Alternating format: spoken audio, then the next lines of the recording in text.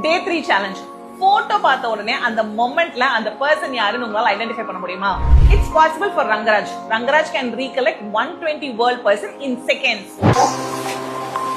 After me, Ananjal, Harry Potter, Einstein, Starlet, Steve Jobs, Mark Zuckerberg.